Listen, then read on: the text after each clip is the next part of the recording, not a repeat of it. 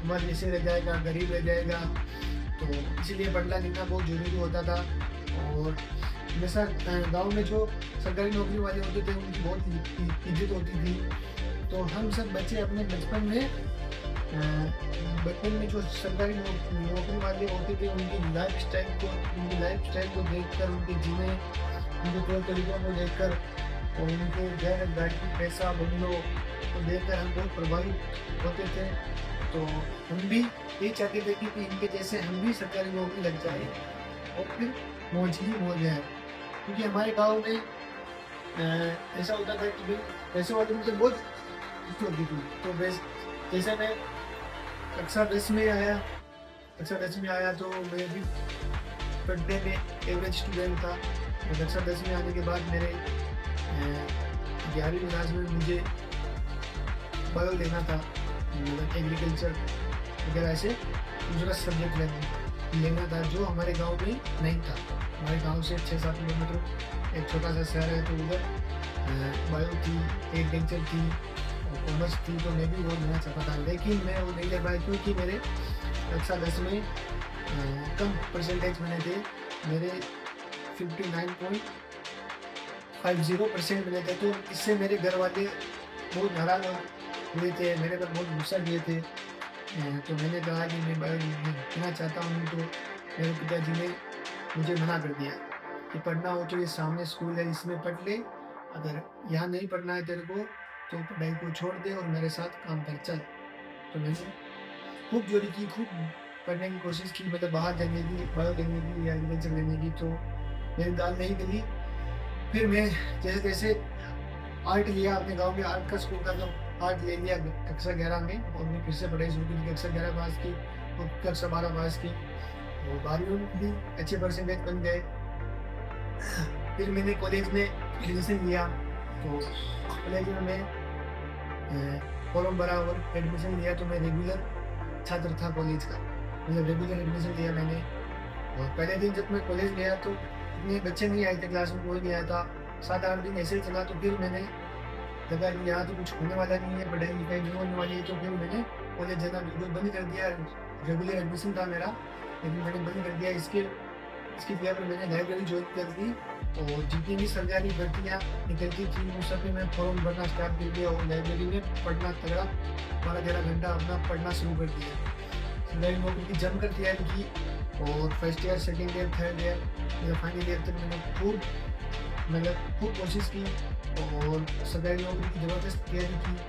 लेकिन कोई बार 1 पेपर से लग गया, कोई बार 4 से लग गया, तो मैं कुल मिलाकर मैं सरकारी नौकरी नहीं लग पाया। तो उसके बाद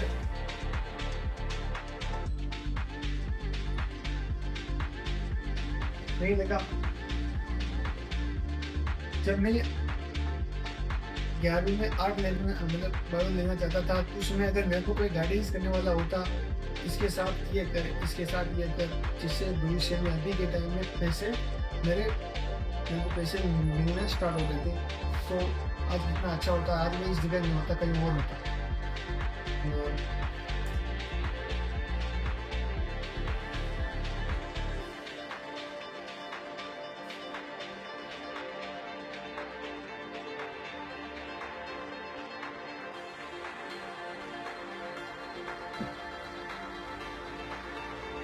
मैं ये मैं ये सब बातें आपको इसलिए बता रहा हूँ क्योंकि मेरे साथ हो चुका है और मैं बेरोज़गार हूँ और मेरे पास 5 टू 9 मतलब फैक्ट्री में जाने के अलावा कोई ऑप्शन नहीं है। 10-12 हज़ार की एवरेज सैलरी की नौकरी करने के अलावा कोई ऑप्शन नहीं है। इसलिए बता रहा हूँ, अगर आप भी विद्यार्थी हो, कक्षा 10 में पढ़ रहे हो या 9 में पढ़ रहे हो, तो इसी के साथ अपनी कोई एक स्किल को मास्टरी कर लीजिए या फिर ऐसी स्किल पर काम करना शुरू कर दीजिए जिससे आपको पैसे मिलना स्टार्ट हो जाए। जैसे यूट्यूब स्टार्ट कर दीजिए, ब्लॉगिंग स्टार्ट कर दीजिए, कुछ भी स्टार्ट कर दीजिए। लेकिन केवल और केवल पढ़ाई के भरोसे और सरकारी नौकरी के भरोसे नहीं रहना, आपको नहीं रहना है। और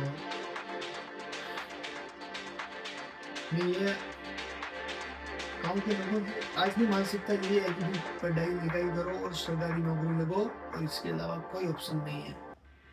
नहीं तो उधर मतलब आप खेती कर सकते हो। खेती भी बहुत तरीकों से होती है, बेहतर खेती कर सकते हो, टेक्नोलॉजी का यूज़ कर सकते हो, ग्रीन हाउस, पॉली हाउस लगा सकते हो और ऐसी चीज़ें बो सकते हो जो डेली आपको पैसा कमा के दे। सब्ज़ी उगा सकते हो, सब्ज़ी उगा सकते हो और किराने की ऐसी-ऐसी चीज़ें बो सकते हो जो बहुत महँगी बिकती है, लेकिन उधर ऐसा नहीं है। बिल्कुल आपको धान, मक्की, गेहूँ जो यही बाना है और इनका रेट बहुत कम होता है।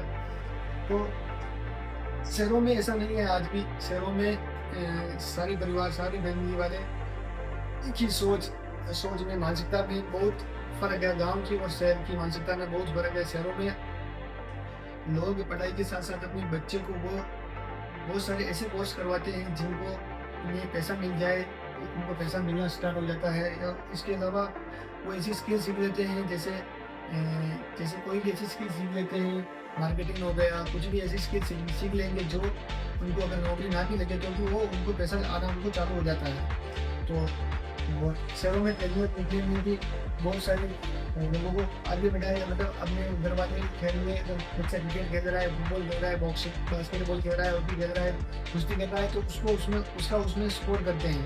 लेकिन गाँव में ऐसा नहीं है, गाँव में पर्याप्त साधन नहीं है और गाँव में इतने पैसे भी नहीं होते हैं लोगों के पास और इतनी समझ सोच भी विकसित नहीं होती है कि फिर उनको बच्चों को वो उसमें आगे भेजें।